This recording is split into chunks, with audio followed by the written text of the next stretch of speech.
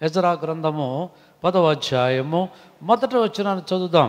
Ezra గ్రంథము 10వ అధ్యాయం మొదటి వచనం చూడండి. ఎజ్రా ఏడ్చుచు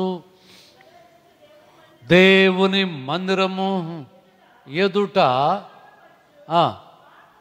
పాపమును ఒప్పుకొని ప్రార్థన చేశాను. హల్లెలూయా.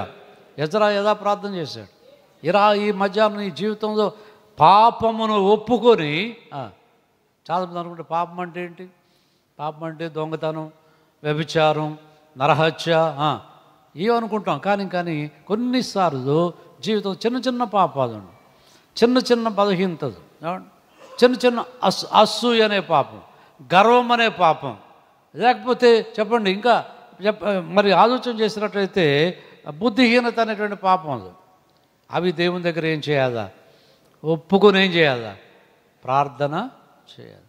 ఒక మీటింగ్ వచ్చిందంట. ఇలాంటి మీటింగ్కి చాలామంది వచ్చారు. ఆ మీటింగ్ జరుగుతుంటే అంతా అయిపోయేసరికి ఆ ప్రక్క ఆమె చీర పట్టుకెళ్ళిపోయిందంట. అది 3 రోజులు మీటింగులు, ఒకరోజు కాదు. ఆ ప్రక్క ఆమె మంచి చీర, ఒక శారీస్ తెచ్చుకుంటారు కదండి కోటాలకు వచ్చిన వాళ్ళు, శారీ పట్టుకెళ్ళిపోయిందట.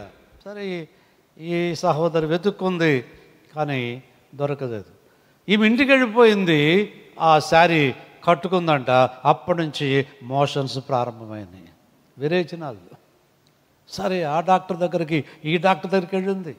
ఆ ట్యాబ్లెట్ ఈ ట్యాబ్లెట్ అన్నీ వేస్తుంది, ఎన్ని వేసినా తగ్గట్లేదు, వైద్యం చేసినా తగ్గట్లేదు. అప్పుడు మళ్ళీ ప్రార్థన చేసిందంట, ప్రభువా ఏంటి నాకు తగ్గట్లేదు? ఆవిడ ప్రభు మాట్లాడు, సొరైన పడుతుంది, ఆ చీర తీసుకెళ్ళి ఇచ్చేసేయి. ఎవరి దగ్గర దొంగిలించావో అది తీసుకెళ్ళి ఇచ్చేసారు. కానీ అప్పుడు మరలా పశ్చాత్తాపడి ఆ శారీ తీసుకొచ్చి, అమ్మ సారీ, వెరీ సారీ, క్షమించండి, పొరపాటు అయింది అని ఆ శారీ ఇచ్చేసాక అప్పుడు అంతా తగ్గిపోయిందట. దేవునికి స్తోత్రం. కొన్ని జబ్బులు, కొన్ని బలహీనతలు, చెప్పండి, నీవు అపరాధమును ఏం చేయాలి? శారీ దొంగిలించడం అది పెద్ద తప్పుగా అనుకోకపోవచ్చు.